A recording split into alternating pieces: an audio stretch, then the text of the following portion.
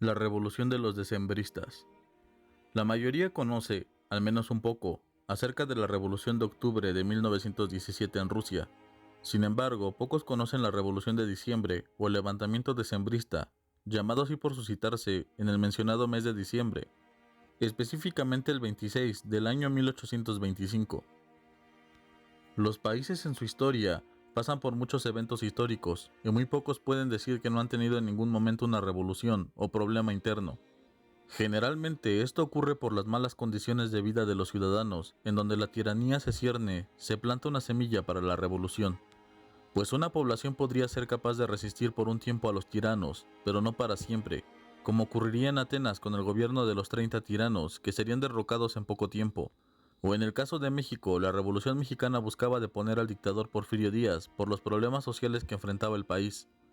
O el gobierno de Luis XVI en Francia, que sería derrocado por el pueblo francés en la revolución que causaría incluso la muerte de su esposa María Antonieta y la de él mismo, como una especie de advertencia de lo que ocurre cuando un gobierno comienza a ser obsoleto y los problemas de su sociedad comienzan a acumularse al punto de encender una bomba de tiempo que tarde o temprano ha de estallar.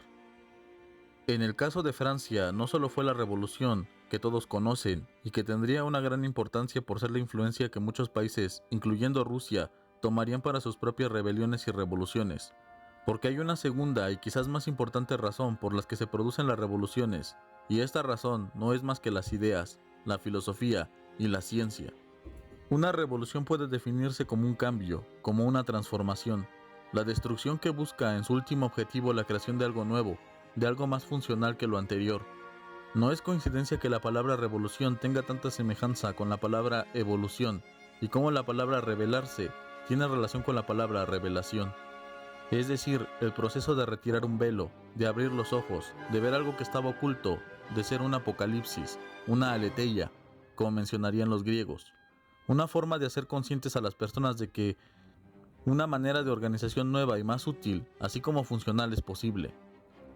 Las revoluciones no necesariamente tienen que ver con una situación social, pues también pueden significar cambios en el pensamiento científico o en las tecnologías de producción o de consumo, o militares, etc.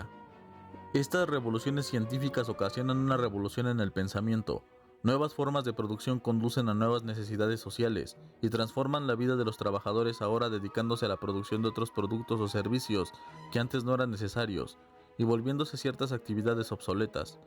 Igualmente, en la pérdida de trabajos, al ser más barato los nuevos medios de producción, como fue el caso de la revolución industrial, la cual es la base de todas las demás revoluciones de pensamiento y sociales, que se producirían ese mismo siglo. Ahora las máquinas podían hacer en mucho menos tiempo lo que una persona hacía. De esa manera, el volumen de productos aumentaba, mientras que la mano de obra disminuía, haciendo que los costos de mantenimiento de las máquinas fuera menor y que el trabajo de los trabajadores, que mantuvieron sus posiciones de trabajo, fuera más sencillo, por una paga mucho menor, abatiendo de esa manera los costos de producción. Esto produciría un malestar en la población por el hecho de que la pérdida de trabajos o de los sueldos cada vez más bajos o de la necesidad de ciertos profesionales o profesionistas y la baja demanda de otros que perdían oportunidades de empleo. Igualmente, al alzarse los burgueses, propietarios de estos medios de producción, aumentando sus riquezas, vieron la necesidad de deshacerse de los reyes, de la nobleza, que era la que acaparaba el poder político de los países. Los burgueses no solo querían entonces la riqueza de la cual ya eran dueños, sino que además buscaban el poder político de las naciones. A esta época de revoluciones se le llamarían revoluciones burguesas, que buscaban cambiar un modo de sistema feudal por uno de tipo capitalista. Dentro del sistema capitalista lo que prima no es la meritocracia, la nobleza, las virtudes o los conocimientos de las personas, sino que todo su valor está determinado por la posesión de capital, es decir, de medios de producción, de la riqueza que una persona obtiene de otras. En casi toda la historia de la humanidad ha existido una forma de organización social que permite de una o de otra manera la esclavitud, es decir, la obtención de personas que sean las que trabajen y hagan todas las actividades más difíciles y pesadas de la sociedad, sin que tengan apenas ganancias o sin percibir ninguna ganancia de ello. Esto precisamente por el dominio que cierta civilización, organización o clase social ejerce sobre otra, lo que vuelve al ser humano aparentemente un animal dominante, es decir, que busca el dominio de otros o la subyugación de otros a cualquier precio, o sobre cualquier consecuencia. La única época de la humanidad en la cual los seres humanos no han sido organizados con base en el dominio que tienen unos sobre otros es en el denominado por el materialismo histórico como comunismo primitivo. En esta forma de organización el ser humano cooperaba con otros para la supervivencia de la comunidad, dividiéndose en partes iguales los alimentos y los bienes obtenidos por la misma comunidad. De acuerdo a las habilidades de cada uno era como podía ayudar a la comunidad y beneficiarse de ello, obteniendo a la vez lo necesario para su supervivencia sin lujo alguno. Posteriormente surgió el esclavismo en las civilizaciones más grandes que buscaban mayor cantidad de mano de obra para la construcción de templos, de edificios o de la obtención de una mayor cantidad de alimentos. Egipto, Mesopotamia, Grecia, las grandes civilizaciones de la humanidad comenzaron a invadir pueblos y a obtener esclavos que fueran capaces de proporcionar ocio a la población, por hacer el trabajo en el campo, el cuidado del ganado, la limpieza de los hogares, la construcción de edificios, entre otras labores más inhumanas todavía. En esa época surge el esclavismo como forma de organización social. El esclavismo, que incluso es definido por Aristóteles como algo necesario y humano, dio a estas civilizaciones la capacidad para dedicarse a otras actividades más espirituales. El surgimiento de las primeras ciencias y pensamientos filosóficos, pues una vez que las necesidades más apremiantes del ser humano están cubiertas, surge el tiempo necesario para la práctica del ocio, que de hecho no es la definición que hoy en día le damos a esta actividad, pues no solo era una actividad de descanso, sino de esparcimiento, una actividad a la que se dedicaban los pensadores. El ocio entonces no era un tiempo después del trabajo para recrearse, sino que era una forma de vida. De allí que surja la frase, el ocio es la madre de todas las ciencias. Para los griegos el ocio era llamado skole, en donde aquel que lo practicaba se dedicaba a la reflexión y a la búsqueda de la sabiduría. Solo algunos hijos de personajes poderosos de Grecia eran capaces de dedicarse a esta actividad, ayudados por un maestro, un sofista, como se les conocía, quienes enseñaban diferentes ciencias, pero las más importantes eran la ética y la política, más que cuestiones metafísicas. Si esta palabra le suena familiar es porque skole es la raíz de escuela. Desde entonces la educación era un privilegio. Rebeliones de esclavos se cuentan a lo largo de la historia. Las más conocidas, la salida de los hebreos judíos de Egipto, o la rebelión de Espartaco, que es un hecho histórico, las guerras serviles como se les llamó a estos alzamientos en Roma, y del cual el movimiento de Espartaco no fue el único, pero sí el más conocido. Posteriormente, con el cristianismo y la creación de reinos y feudos, el feudalismo fue la siguiente forma de organización durante el medioevo hasta la época moderna. En este sistema los siervos eran los nuevos esclavos. Igualmente debían dedicarse a las labores del campo y de la ganadería por una porción ínfima de su trabajo. El señor feudal recibía la mayor cantidad de la producción del siervo y por vivir en sus tierras, el siervo debía pagarle al señor feudal con más del 90% de lo obtenido por su trabajo. El siervo apenas tenía para sobrevivir. Posteriormente volvemos a este momento de la historia, en donde del feudalismo da paso el capitalismo. Las nuevas herramientas de trabajo y la producción posibilitan una sociedad en la cual la nobleza y el señor feudal es reemplazado por el comerciante, el mercader, que se hace de riquezas por las épocas de conquista, obteniendo así mano de obra barata o esclava que trabaja en sus haciendas, volviéndolos ricos, pero sin poder político, hasta la conquista de este por las revoluciones, en sistemas supuestamente democráticos que favorecen al burgués y a sus allegados. Ahora ellos controlan el gobierno y destino de las naciones, dándose ventajas para la explotación de la naturaleza, de sus recursos y de las gentes. El siervo es liberado, en este sistema prima la apariencia de libertad. El trabajador supuestamente es libre de trabajar en lo que él quiera o lo que él pueda, pues debe trabajar para su supervivencia. Al no poseer los medios de producción, debe de vender su trabajo, que es lo único que posee como mercancía, lo cual es mal pagado. Apenas tiene lo que el esclavo o el siervo tenían, lo suficiente para vivir, una paga miserable para poder comer al día o para pagar la renta de un cuarto, o de una pequeña casa. La mayor parte de lo que produce el trabajador se va al burgués, quien por poseer los medios de producción cobra al trabajador la plusvalía. De lo que genera una empresa, aún restando todos los gastos, una ínfima cantidad se va al pago de los salarios o sueldos de los trabajadores, que deben conformarse o renunciar para buscar un empleo que hará lo mismo que en el anterior.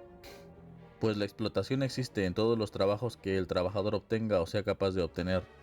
La educación sigue siendo un privilegio y si bien el hijo del campesino o del obrero pueden obtener una educación, Esta no es ni de cerca de la calidad y del tipo que obtienen los hijos de los ricos gobernantes o burgueses, que son lo mismo. Y existe aún esta desigualdad. Los hijos de los ciudadanos más pobres solo pueden asistir a primaria o secundaria, mientras que los más capaces, económicamente, pueden obtener estudios superiores. Por ello es que los que más juzgan al sistema capitalista son irónicamente burgueses, pues son los únicos que se dan cuenta de la situación social de su momento histórico, mientras el hijo de un obrero, de un campesino, de un proletario, apenas tiene noción de teorías sociales o filosóficas. Como hemos observado hasta ahora, las revoluciones son necesarias en cada momento de la historia humana como una forma de hacer progresar a la humanidad de un estadio a otro, y ninguna de ellas se ha producido sin que sean de cierta manera agresivas o bélicas, pues es la destrucción de la antigua sociedad por una nueva, de un orden social establecido por uno nuevo, de una estructura y sistema a uno diferente, cada vez más libre, cada vez más unido, posibilitado por el pensamiento científico y filosófico, por una revolución en el pensamiento antes que en el acto. Si no hubiese sido por Voltaire, por Montesquieu, por Rousseau, quizás las revoluciones del siglo XVIII no se hubieran producido, y a su vez de no ser por la revolución industrial y el encumbramiento del capitalismo, filósofos como Comte, Smith, Locke, Hegel, Saint-Simon, Owen, y a su vez derivados de estos, Marx, Bakunin, Proudhon, Engels, etc., no se hubieran producido. Para que hubiera una crítica de un sistema social, económico, político, primero debe existir ese sistema. Es en este periodo de las revoluciones burguesas que se suscita la Revolución de Diciembre en Rusia, un levantamiento de 3.000 soldados dirigidos por algunos oficiales rusos, denominados como decembristas. Los sublevados tomarían la plaza del Senado de San Petersburgo, que en 1925 y en homenaje a este evento sería renombrada como la Plaza Decembrista. A finales del siglo XVIII y principios del XIX, las ideas liberales se estaban conociendo en el mundo y muchos de los ricos y nobles de varios países parecían adoptarlas. Lo mismo ocurriría con Rusia, que con la alianza entre el zar Alejandro I y Napoleón se habían acrecentado las expectativas de aquellos que comenzaban a simpatizar con estas ideas. Sin embargo, estas altas expectativas serían derrumbadas. Las guerras napoleónicas en su momento también fueron conocidas como guerras de la Revolución, pues se pensaba que Napoleón llevaba consigo a cada país conquistado las ideas de la Ilustración y de la Revolución Francesa. El principal personaje de este movimiento era el aristócrata Mikhail Speransky, quien participó en la organización del Ministerio del Interior ruso, así como de la reforma de la educación eclesiástica y de la formulación del papel del gobierno en el desarrollo económico del país. A partir de 1809, el papel de Speransky en el gobierno ruso se hizo aún más importante. Desde entonces y hasta el año de 1812, Speransky formularía planes para una reorganización del gobierno ruso, manteniendo así la promesa de un nuevo régimen constitucional en Rusia. Speransky animaba la creación de un código civil, a la imitación del código napoleónico en Francia. Este código de leyes creado e implementado por el general y estadista francés permitía un orden legislativo de los asuntos civiles de una forma más justa, evitando las arbitrariedades del poder judicial, sustituyendo dichas arbitrariedades por procedimientos más objetivos basados en la ley. Esto fue uno de los primeros pasos para la creación de un gobierno liberal. Sin embargo, otros miembros de la nobleza rusa y del gobierno no veían con buenos ojos estas ideas y la cercanía de Speransky con el zar, de modo que finalmente lo destituyeron de su cargo y fue expulsado de la corte. Los oficiales que habían vencido al ejército napoleónico en 1812 eran en su mayoría miembros de una clase aristócrata. Asimismo, estos oficiales no solo derrotaron al ejército francés en territorio nacional, sino que además fueron con sus tropas hacia Francia, en la conocida como Sexta Coalición. En su camino se encontraron con sociedades diferentes a las que estaban acostumbrados y conocieron a la vez instituciones y universidades, cuyo pensamiento estaba inspirado por las ideas de la Ilustración y el liberalismo.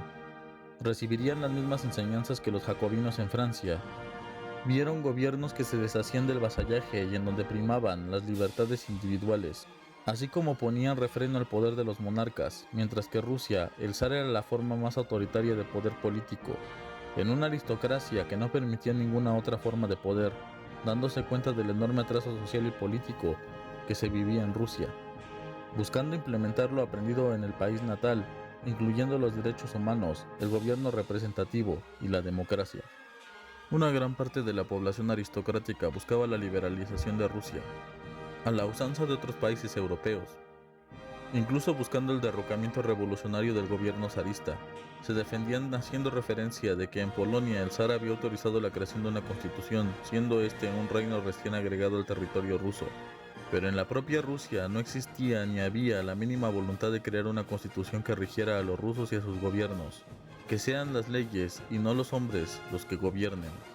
Varias organizaciones clandestinas se unirían para la producción de una constitución rusa que no sería aprobada hasta el año de 1906, ya cercana a la Revolución Rusa.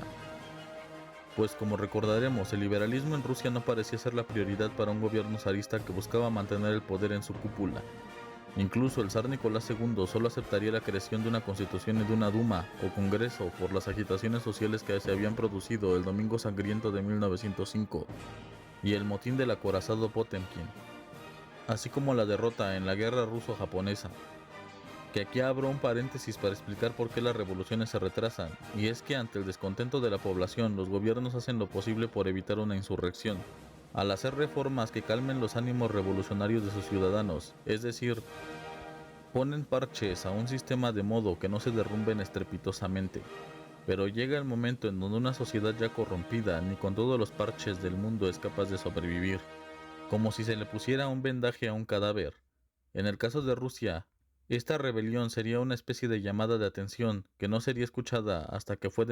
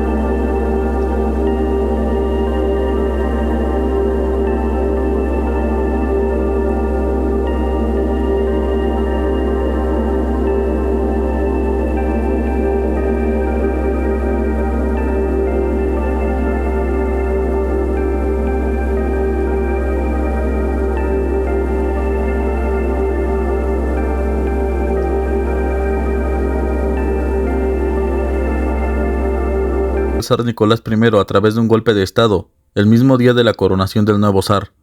Los seleccionados para la tarea fueron Nikita Muraviov, el príncipe Sergei Trubetskoy y Yevgeny Obolensky, los cuales eran oficiales con mando de tropas en San Petersburgo. Congregando a sus soldados en la plaza frente al Senado imperial, los soldados exigían que le jurara lealtad al zar Constantino en lugar del zar Nicolás. De esa manera la revuelta parecía menos grave al apoyar a un príncipe sobre otro. De esa manera los soldados rasos se unirían al no estar enterados de la dimisión del príncipe Constantino y acusar a Nicolás I como usurpador. De modo que con ese plan se daría el movimiento ese 26 de diciembre de 1825, llevando a los oficiales a sus soldados y apostándolos en la plaza del Senado mientras vitoreaban al príncipe Constantino. 3000 soldados permanecerían en la plaza por mucho tiempo sin entrar a tomar el Senado o buscar al zar Nicolás I, quien enviaría 9000 soldados para convencer a los decembristas de reconocerlo como zar. Ninguno de los dos ejércitos actuó sobre el otro, solamente se miraban. Asimismo, los curiosos se amontonaban, observando la escena. Los decembristas no buscaban convencer a la población de lo que exigían, ni a los soldados que tenían enfrente por temor a que rechazaran sus demandas, al haber aceptado estos al zar Nicolás. Pasaron más horas espiándose los dos ejércitos a la distancia, hasta la llegada del conde Mijaíl Miloradovich, un respetado héroe de las guerras napoleónicas, quien dirigiéndose a los decembristas les instó a reconocer al zar Nicolás como su soberano. Sin embargo, uno de los oficiales sublevados, Piotr Kajovsky, mató de un disparo de pistola al conde Mijaíl mientras hablaba con los sublevados. De esa manera, otro oficial dirigía una pequeña carga contra el Palacio de Invierno que fue rápidamente rechazada.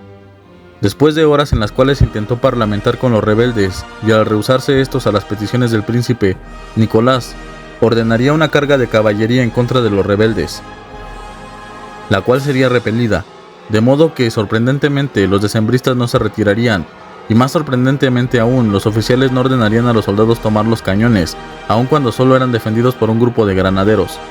De modo que los soldados del zar abrirían fuego causando una gran cantidad de bajas entre los rebeldes, quienes huirían en desbandada o se rendirían de inmediato.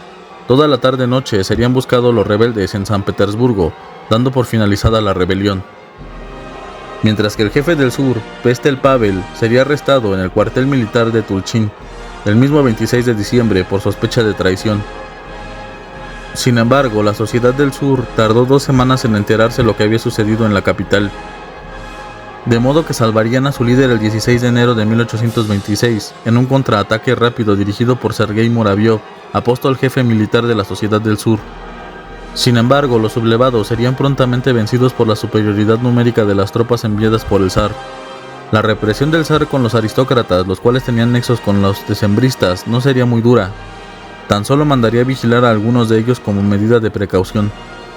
Sin embargo, los líderes decembristas capturados fueron a parar a Siberia, algunos de ellos con una experiencia casi religiosa, mientras que los soldados rasos no pertenecientes por lo tanto a una clase social acomodada, aristocrática, fueron los que más resintieron la ira del zar, pues fueron torturados, azotados, encadenados junto a prisioneros comunes. El envío de prisioneros a regiones aisladas de Rusia suponía una solución interesante, ya que de esa manera en aquellas poblaciones de etnias diferentes y casi despobladas, los decembristas no estarían en contacto con la población rusa de las capitales, y por ende no podían comunicar sus ideales, ni ser por ello una amenaza a la cual se preocupara el Estado. Las poblaciones indígenas de Siberia fueron muy hospitalarias con los decembristas, y mantendrían comunicación a través de ellos con sus familiares y amigos, ya que sabían que aquellos hombres habían sido perseguidos por sus ideas políticas. Aún así, eso no los libraba de la dura vigilancia de aquel lugar, en donde debían de cuidar lo que hacían y lo que escribían en las cartas, las cuales eran cuidadosamente analizadas por sus captores. Esta sería, como lo observamos, una de las primeras rebeliones que sucederían en Rusia a lo largo del siglo XIX, que no contaría con un zar más que Alejandro II para intentar remediar la situación del país, que era incluso en ese entonces un país atascado en el pasado, obsoleto a las ideas más novedosas de los países occidentales, las cuales por desgracia de los gobiernos dictatoriales o autocráticos estaban siendo esparcidas y aceptadas por la mayoría de los miembros de la sociedad. Y es que las ideas es lo más peligroso que existe. Si se quiere frenar una revolución, se debe de controlar completamente las ideas y educación de los ciudadanos, de modo que se oculte información que sea peligrosa para los gobiernos o poderes establecidos. Es por ello que se piensa que la educación impartida por el Estado no es verdadera educación, sino más bien una suerte de adoctrinamiento. Lo que ocurriría con esta revolución es lo que pasaría con la Revolución Francesa. Una vez estas ideas fueron implantadas en la sociedad, llevándose a cabo lo que los filósofos sugerirían a la población, liberándose de las creencias que los mantenían esclavos y de los reyes que eran autoritarios, buscando la limitación del poder de sus gobernantes o la creación definitiva de un sistema republicano o democrático. Todas las demás naciones autocráticas, al ver sus privilegios en peligro, se abalanzaron sobre los revolucionarios franceses. Las guerras que libraría Napoleón en su momento fueron en contra de una monarquía que se negaba a morir. Al igual que en su momento, las guerras que libraría la Unión Soviética o los bolcheviques en la guerra civil sería por el miedo de que las nuevas ideas que defendía cada sistema fueran un obstáculo para los privilegios de cierto sector de la sociedad opulento y poderoso. Siempre que hay una revolución o ideas revolucionarias en un país, se actúa de la misma manera, buscando reprimir las ideas y los movimientos. Es el antiguo régimen luchando contra el nuevo, y es allí en la lucha en la cual surgen los monstruos y las monstruosidades. Pues una revolución nunca es deseada, pero sí es necesaria. Las revoluciones son tan brutales porque ninguna, como lo hemos constatado a lo largo de la historia, se puede producir de modo pacífico. Siempre habrá quienes se opongan a un mejor modo de distribución o de organización social, porque verán sus privilegios perdidos. Imagínense que provienen de una casa de millonarios o de poderosos, de nobles, y viene alguien hablando de igualdad, de salarios justos, de libertades, de derechos, de poderes democráticos. Es evidente que esta persona es peligrosa, pues la forma en la que se mantiene en el poder es con la ignorancia, con la explotación, con la miseria o pobreza de un sector de la población. Al momento de aludir a la igualdad entre los hombres y las mujeres, de facto se pierde todo privilegio, y eso es lo que asusta, y eso es lo que da miedo a los sistemas que se basan en las desigualdades para continuar existiendo. Porque si bien la Revolución Francesa trae consigo los ideales de la Ilustración, los derechos humanos, etc., lleva en su consigna 3 palabras que incluso hoy en día no se han cumplido del todo: libertad, igualdad y fraternidad. Y si bien existen los derechos humanos, muy pocas veces son respetados. Y no existe la garantía de que todos por ser humanos debamos de tener educación, salud y trabajos dignos con salarios justos. Que todos por ser humanos seamos iguales ante la ley y debamos de tener los mismos derechos y obligaciones, así como oportunidades para poder alcanzar nuestras metas. Siguen existiendo las desigualdades, sigue sin haber educación para todos, sigue sin haber suficientes escuelas ni oportunidades. La educación, la salud y el trabajo siguen siendo privilegios, pues siguen existiendo de forma disimulada las monarquías o las oligarquías que acaparan el poder político y el poder económico. En su momento como ahora se hablaba de los horrores del comunismo, o se hace una mala imagen de las ideas del marxismo, que sin haberlas leído siquiera ya se condenan, cuando en realidad lo que quería Marx era todo lo que acabo de describir con anterioridad. La verdadera igualdad entre los hombres, la verdadera riqueza de las sociedades, la libertad de los obreros, de los campesinos y de los trabajadores, que ahora pende de un hilo, sin contratos de trabajo, subcontrataciones, sin ningún derecho o privilegio dentro de una empresa, sin pagar antigüedad, sin respetar los horarios laborales, incluso aquellos establecidos por contrato, de los pocos que puedan obtener este documento que les avale frente a la ley como trabajador de una empresa. Cada vez menos por más trabajo, que como los esclavos o los siervos solo alcanza para sobrevivir. A veces se menciona que los pobres no deberían de tener hijos, pues he de decir que, pese a que esto pareciera una solución, el sistema requiere de la pobreza para funcionar y por ende requiere de más pobres en reserva para poder continuar con la explotación. De modo que al contrario, es necesario que existan más pobres para que de esa manera la mano de obra no sea escasa. De forma que aun cuando se han producido revoluciones que han buscado cambiar la situación de la sociedad y resolver los problemas más angustiosos y apremiantes, los cambios no han sido totales.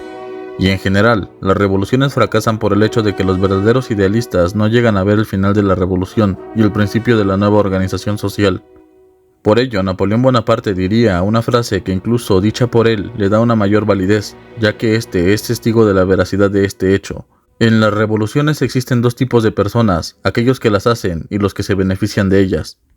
Generalmente los objetivos de las revoluciones no se cumplen, y de acuerdo a las problemáticas sociales que han buscado erradicar, hay divisiones entre revolucionarios que dan prioridad a sus ideologías o pensamientos. Pocas veces existe una unidad entre revolucionarios, lo que hace que tales divisiones, si no se resuelven, generen contrarrevoluciones o guerras civiles, como es el caso de México, que por la narrativa del gobierno revolucionario ponían a cada uno de los participantes como héroes y mostraban una unión que nunca existió. poniendo el nombre de Obregón y de Carranza junto con el de Zapata y Villa, cuando realmente estos personajes estaban enfrentados y eran enemigos jurados. Unos en busca de la creación de una constitución, otros en la reforma agraria y en la búsqueda de la restitución de tierras y derechos a los campesinos y a los obreros. Si el objetivo de la Revolución Mexicana, por ejemplo, hubiese sido solo la deposición del presidente Porfirio Díaz y su vicepresidente Corrales, en menos de un año, en mayo de 1911, Porfirio Díaz renunciaría a la presidencia al ver los levantamientos en el norte y sur del país, de modo que rápidamente la revolución habría triunfado. Sin embargo, Porfirio Díaz sabía bien que a quien quedara como presidente o en el poder del país, debía de ser muy bueno para afrontar el problema que se le vendría encima, cosa que no ocurriría, durando otros 10 años de revolución en batallas fratricidas entre los mismos revolucionarios, quienes no fueron capaces de limar asperezas y llegar a acuerdos, dividiéndose en dos bandos, los convencionistas y los constitucionalistas, matándose unos a otros y traicionándose, de acuerdo a sus conveniencias. Durante la Revolución Francesa también hubo divisiones entre los revolucionarios, existiendo los jacobinos y los girondinos, unos más radicales que otros, y una época del terror en donde Robespierre ejecutaría a una gran cantidad de personas, tanto inocentes como culpables. Inclusive se daría el asesinato de Marat, un miembro de la Convención Revolucionaria, y quien en su periódico El Amigo del Pueblo estaría apoyando y buscando incrementar los asesinatos y las ejecuciones de aquellos a los que según su criterio se oponían a la revolución, y que por ello también sería asesinado por una mujer que estaba cansada de estos actos atroces. De allí que ese periodo comprendido entre 1793 y 1794 se le conociera como la época del terror, incluso ejecutando a amigos o aliados suyos que habían sido acusados injustamente de contrarrevolucionarios, como es el caso de Danton. Igual que ocurriría en la Revolución Rusa, durante la Revolución Francesa habría simpatizantes de la monarquía que buscaban reintegrar al rey en el poder, de modo que hubo guerras y persecuciones para luchar en contra del antiguo régimen, en una de las cuales incluso Napoleón daría cuenta, en una revuelta en plena capital de monarquistas a los cuales reprimió. Asimismo, durante la Revolución Rusa existieron dos posturas, incluso una tercera depende de la perspectiva: los bolcheviques y los mencheviques, quienes eran como los jacobinos y los girondinos de la Revolución Francesa, unos más radicales que otros, quienes buscaban la creación de facto de un gobierno socialista y los que buscaban la creación de un Estado democrático, burocrático y capitalista. Existiendo esta división incluso antes de la revolución, por lo que después de la creación de un gobierno provisional que poco había hecho para solucionar los problemas por los cuales se había realizado este movimiento, Lenin regresaría a Rusia y tomaría el poder en octubre de 1917. Los contrarrevolucionarios mencheviques se unirían con los blancos simpatizantes de la monarquía, que serían el tercer bando, aquellos que querían el regreso del zar y de la familia imperial. Y al igual que en la Revolución Francesa, los revolucionarios debieron enfrentar a otros revolucionarios con otras ideas. Asimismo, luchar contra el antiguo régimen. Si la Revolución Rusa se hubiese producido sin la existencia de la Primera Guerra Mundial, que había desgastado a los países europeos, seguramente hubiesen sido capaces de restituir al zar en el poder y de deshacerse de los revolucionarios. Si la Revolución de 1905 se hubiese desarrollado como la de 1917, los países europeos habrían sido capaces de enviar más recursos y tropas para hacer frente a una rebelión que amenazaba sus privilegios. Pues aún con el desgaste que habían sufrido, intentaron enviar los recursos y tropas que podían para apoyar a los blancos en contra de los rojos.